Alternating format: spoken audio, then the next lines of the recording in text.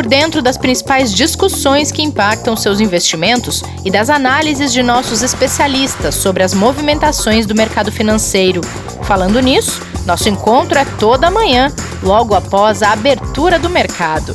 Entre nos canais oficiais do Itaú Personalité e envie suas dúvidas sobre recomendação de investimentos.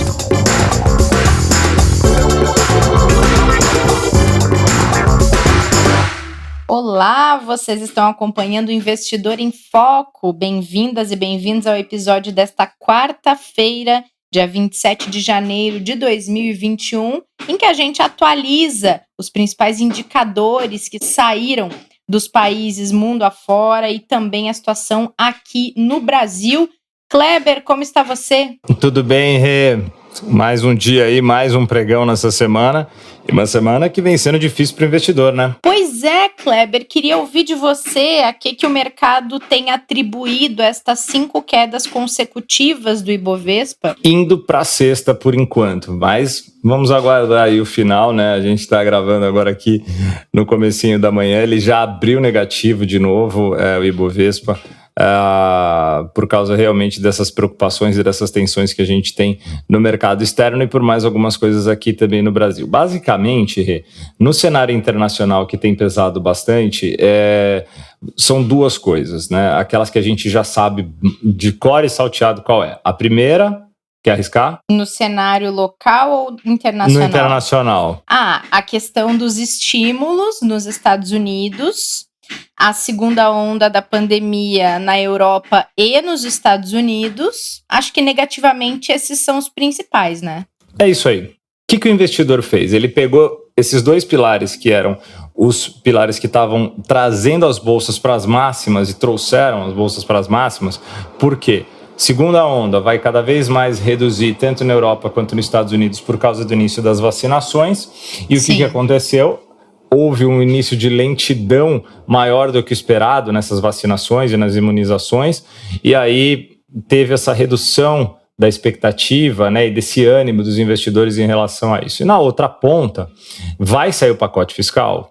É quase certo que sim, mas a equipe de Biden, né, a equipe econômica que propôs 1,9 trilhão de dólares, já sabe que essa proposta vai ser diluída. Alguns especialistas falam que ela pode cair para baixo de 1 trilhão, alguns estão tentando avaliar para que número que ela possa chegar, mas que ela não vai ficar em 1,9, é quase que dado como certo. Então, nessa preocupação, você tem dois pontos. O primeiro, qual vai ser o valor e qual vai ser o montante que será injetado na economia para ajudar, né, realmente a atividade econômica a voltar, e se a velocidade na qual ele vai ser aprovado e colocado à disposição da população, das empresas, do governo, etc., vai também permitir para que o ritmo esperado não atrapalhe a recuperação da economia norte-americana e, consequentemente, global. Então, com isso, os mercados acabaram recuando, aproveitaram também para realizar boa parte dos lucros, impactou muito o mercado externo e afetou direto o nosso mercado local aqui, que acabou tendo um agravamento por causa da ata do Copom de ontem, viu, Rê? Que também pesou um pouquinho mais. E assim, né, Kleber, se a gente olha algum aprendizado que os países tiveram com a primeira onda, foi de que lugares em que a recuperação começou de forma muito rápida, mostrando um horizonte de não, agora a gente só vai, a economia vai ficar bem, tá tudo voltando, voltou também a pandemia, teve a segunda onda e regrediu essa recuperação toda de novo. Então, não dá para se achar que isso vai ser diferente num segundo momento, considerando que a população não está toda vacinada. Exatamente, não, a gente tem muito tempo ainda. Uma coisa que está no radar e assim fica realmente uma expectativa por exemplo, locais como Israel, né, onde a gente olha para a situação e vê a possibilidade ali de ser uma localização que tenha um avanço muito forte, como que vai reagir quando esse local tiver uma maior parte da sua população imunizada. Como que ela vai voltar a funcionar a sua economia, como vai voltar a funcionar a sua mobilidade, né? Então, isso também pode ajudar um pouco. Mas enquanto a gente tiver, e apesar de ser uma população pequena, né, um país menor, ele já dá pelo menos uma amostra daquilo que pode ser a velocidade de recuperação para os demais conforme eles forem crescendo, né, o número Eles de vacinaram imunizados. 40% da população já, né? Já está um pouco acima dos 40%, numa velocidade realmente interessante, numa organização realmente muito bem feita, mas a gente sabe que para países de dimensões, né, geográficas muito maiores, né, como é os Estados Unidos, como é o Brasil e, obviamente, como é a Europa como um todo, pensando na Europa, né, como extensão geográfica, né, e não como países isolados, a gente tem uma situação ali um pouco mais trabalhosa, um pouco mais difícil de logística e mesmo de distribuição. Mas é uma boa observação mesmo, como dadas as devidas proporções, como o país vai se recuperar a partir da sua população toda imunizada, porque possivelmente eles vão ser os primeiros a chegar a esse resultado de 100% de imunização, né? Exato. E pelo menos a gente vai ter, tipo assim, se eu tiver 40% da população imunizada, eu tenho uma mudança de comportamento econômico e de mobilidade em X%. Se eu tiver 60%, quando eu tiver 70%, e aí você começa já a poder melhorar, né, as suas avaliações em relação a cálculo de atividade econômica, PIB, recuperação das empresas, recuperação de emprego e dados que são super importantes para que as pessoas possam voltar a realmente viver um pouco mais tranquilo em relação a isso, sem falar do lado da saúde, que daí não tem nem o que falar, que é a redução de uso de leitos, redução de uso de hospital e obviamente, né, a redução de perdas de vidas, que daí não tem nem o que falar, né? Sim, bom, você falou a respeito dos Estados Unidos e também do impacto que teve a ata do Copom a partir da decisão da manutenção da taxa de juros e de uma possibilidade de voltar a subir os juros. As atenções agora estão voltadas à decisão do Fed, que vai tratar da taxa de juros americana. Isso, a gente tem a decisão hoje, né? Os investidores praticamente estão atentos à divulgação basicamente tanto da decisão, né, do FONC e principalmente, né, do que vai ser dito pelo presidente da instituição, o Jerome Powell, que fala logo na sequência, né, aonde ele vai apresentar qual é a visão dele hoje, né, e dele, a gente, né, diz, na verdade, do Banco Central norte-americano para a atividade econômica, o quanto pode ter de ligação o discurso dele com o discurso na semana passada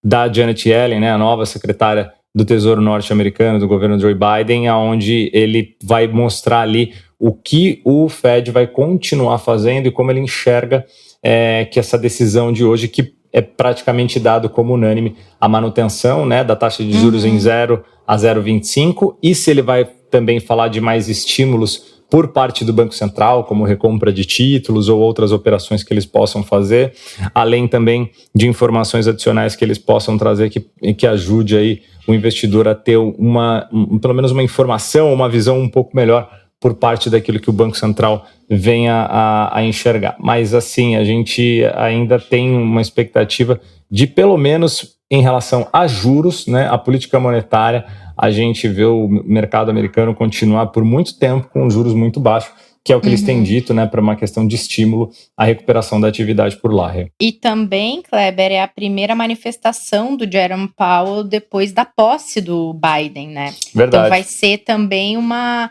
de que maneira o Banco Central norte-americano está vendo esses primeiros passos que o governo Biden deu, o posicionamento da equipe econômica de Biden, porque até a última vez que ele se manifestou a respeito dos horizontes da economia norte-americana, ele tinha um pé mais pessimista, de mais recuperação lenta, apesar de estímulos, né? E também depositava uma expectativa gigante nos estímulos. Então vai ser interessante também saber como eles estão enxergando essa nova estrutura que se mostrou até agora, se ela vai dar conta de impulsionar de novo a economia norte-americana, né? Perfeito, é isso mesmo. E a gente tem aí também uma nova relação que vai ser diferente também, apesar da independência do Banco Central, né, nos Estados Unidos em relação ao governo federal. A gente tinha um Twitter, né, que tentava fazer algum tipo de influência o tempo todo,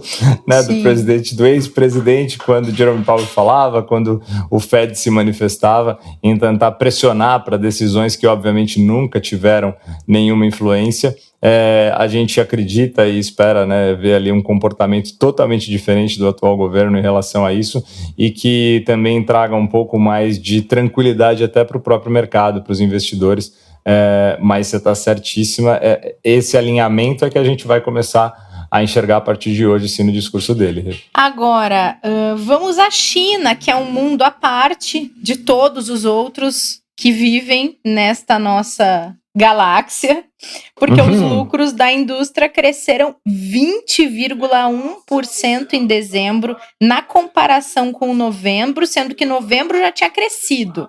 E a China tem voado depois que ela acabou com os casos de coronavírus, hein, Kleber? É um número impressionante quando a gente olha para a recuperação chinesa, e a gente vem falando bastante disso, né, nos últimos meses aqui no podcast, e não é uma surpresa, né? A gente tem principalmente ali quando olha para a parte de controle de pandemia, né, um dado que é realmente impressionante. A China já voltou à atividade dela, né, ou pelo menos o início da atividade, quando a maioria dos países estava praticamente começando as suas paralisações, né? E agora a gente sente esse reflexo, né? No ano passado, quando a gente olha, né, o lucro da indústria, né, acabou crescendo de maneira muito forte, né? Os indicadores, né, publicados, né, pelo Gabinete de Estatística chinês em 2020 mostram realmente uma recuperação que no ano passado atingiu o que eles colocaram aqui, 814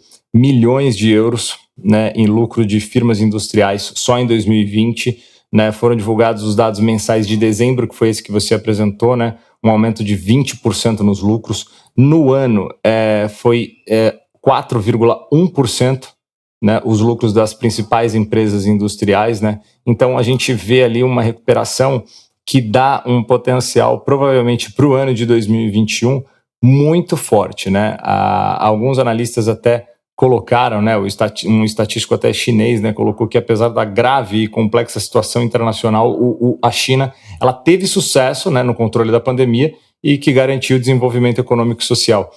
Uma frase simples que a gente acabou de comentar, né, mas que foi exatamente o segredo ali, a receita para que eles conseguissem ter esses resultados hoje, né? O ciclo industrial acabou amadurecendo, a procura do mercado continua, né, e os lucros industriais também vão aumentando, ao passo que a China passou a registrar também perdas no início do ano passado, mas acaba crescendo no final do ano exatamente porque ela conseguiu seguir uma linha totalmente diferente do restante da economia global e cresceu ali no PIB, né, de 2,3% positivo no ano passado, enquanto praticamente todas as economias vão ter um PIB negativo, né? Então é impressionante. E para o investidor, né? Tá bom, e aí, né? O que para mim vai ser de interessante isso? E o que eu faço, né, com esses dados chineses, né, para o meu investimento, né, para a minha carteira? Do nosso lado aqui, a gente tem buscado cada vez mais alternativas para que os investidores possam acessar esse mercado. A gente deve ter algumas novidades em breve, além de já ter algumas coisas disponíveis dentro dos nossos produtos que a gente distribui. Então falem com os nossos especialistas que já têm algumas carteiras que têm alguns investimentos internacionais ligados ao mercado asiático, principalmente pelo mercado, através de mercados emergentes, e sem dúvida ao longo dos próximos anos, não só para 2021, é algo que o investidor tem que ficar muito atento, com o olho muito aberto, porque a China não vai parar de crescer. É verdade. E a gente vai falar mais sobre China amanhã, nesta quinta-feira, um episódio a respeito de mercados emergentes, e a China vai ser um dos focos do nosso papo com o Brett Rosen, que vocês já viram por aqui, já ouviram aqui pelo podcast, que trabalha na Asset, na Itaú Asset nos Estados Unidos, e que vai trazer essa visão de gestor de fundo de investimento em relação aos mercados emergentes. Para a gente encerrar, Kleber, já que nem toda a economia é como a economia chinesa em velocidade de recuperação, vamos pensar só no fim, não nos meios. Mas na Alemanha, o índice de confiança do consumidor teve uma queda forte. A Alemanha, que é a maior economia da Europa, está sofrendo muito com essa segunda onda, né? Está sofrendo muito. Esse índice de confiança reflete exatamente a preocupação das pessoas, né, em relação a o quanto elas vão poder voltar, né, às suas atividades normais. Ele caiu de 7,5, que já era negativo em 7,5 de janeiro, para praticamente o dobro, né? Caiu para menos 15,6 pontos em fevereiro, segundo a projeção que foi divulgada hoje, né, nessa quarta-feira, pelo Instituto Alemão GfK. E aí, quando a gente olha o resultado de fevereiro, ele ficou bem abaixo da expectativa que os analistas tinham no mercado, que previam um indicador de menos 7,8, ou seja, veio praticamente quase que o dobro daquilo que o mercado esperava, e sugere que a confiança da Alemanha vai piorar significativamente por mais um mês seguido. Vai ser o quarto mês, né, em meio a uma nova onda de infecções, como você bem colocou, na Europa, e principalmente as preocupações de retomada de medidas restritivas ali, né, os, entre aspas, famosos lockdowns que a gente fala. Então, sim, é preocupante. A gente já tinha falado aqui, né, Rê, que o primeiro trimestre pode ser realmente um período mais difícil para a Europa, assim como para os Estados Unidos também, e a gente deve ter uma melhora um pouco mais significativa e perceptível a partir do segundo trimestre, final do primeiro semestre, quando a gente vai ter um volume maior ali de imunizações e vacinações, com uma recuperação um pouco melhor ali das pessoas podendo sair e encerramento dessas restrições e de lockdowns, né? Mas é para ficar atento, é para o investidor ter paciência, porque a gente vai ter bastante volatilidade nesse começo de ano, sim. Muito bem, Kleber, obrigada. A gente se encontra no próximo episódio. Diga. Posso deixar só um alerta para o investidor aqui, que em 2018 sofreu bastante com o assunto e que eu só queria trazer aqui porque está muito em pauta em todos os lugares, que eu até estava vendo aqui, saiu uma nota agora de novo, que é a questão da possível greve dos caminhoneiros aqui no Brasil, né? Tem muitos investidores aí preocupados, muitas pessoas preocupadas. 2018, a gente teve um mês de maio trágico, né, e um problema muito sério por causa de uma greve muito pesada que a gente teve.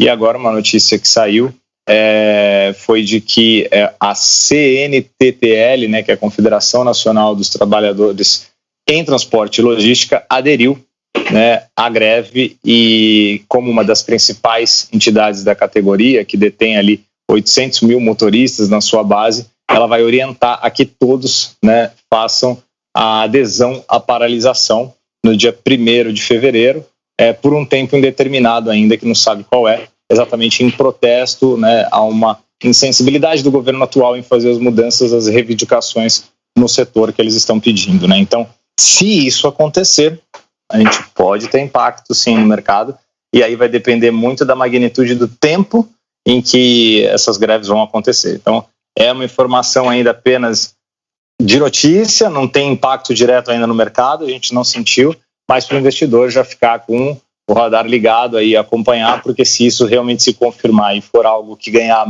mais tempo e mais notoriedade, pode sim ser que acabe afetando, porque pega uma cadeia muito grande, né, Rê? Pega varejo, pega indústria, pega tudo. Nossa! 2018 foi impacto em diversos setores, no abastecimento, no preço da comida, principalmente. Lembra? Na questão, além de, obviamente, a questão dos empregos de todas essas pessoas que ficaram tempo paralisadas. Teve impacto no transporte que não era de logística e de carga, mas em qualquer outro transporte, porque as rodovias foram fechadas. Foi bem pesada a greve, ela impactou na economia como um todo, ela impactou no atacado, ela impactou no varejo, no abastecimento, no transporte de pacientes, ela impactou no insumo hospitalar, tudo que é transportado via terrestre, né, Kleber? Foi bem pesado mesmo, ninguém tira a legitimidade das reivindicações das categorias que fazem greve. Acho que não é um direito que eles têm de fazer, claro. Mas também o ônus disso é o impacto na sociedade como um todo, dependendo do tamanho e da proporção que as greves tomam, né? Então, nesse caso dos caminhoneiros, é um alerta muito bem colocado seu, porque para quem aqui o nosso foco, que é investimento em economia, a gente relembra tudo que teve em 2018 e os investidores também foram muito impactados. Foi um ano em que a recomendação mudou algumas vezes em virtude dos impactos da greve no mercado financeiro também, né? Então é um alerta que tem que se tomar, e é um tipo de coisa que ela tem um desdobramento mais negativo ou mais positivo, a depender da habilidade de negociação que o governo federal tem com as categorias. Porque elas vão manter ou não a greve a depender de como as negociações desenrolam. Então é um processo lento e um processo de muita conversa. Então é algo que, por isso que se arrasta tanto tempo, né? Então é um alerta que a gente tem mesmo que fazer, ficar acompanhando isso mesmo. Obrigada, viu, Kleber? Não, que é isso. E a gente não tinha pandemia, né? Em 2018. Exato. Ou seja, as proporções agora podem ser realmente, infelizmente, mais perigosas. Vamos torcer para que as autoridades, as pessoas envolvidas consigam chegar aí a um acordo, a um consenso antes de que a greve comece no dia 1º, né? E a gente vai avisando aqui todos os nossos ouvintes. Boa, Kleber. Obrigada, viu? Agora sim, tchau. Tchau.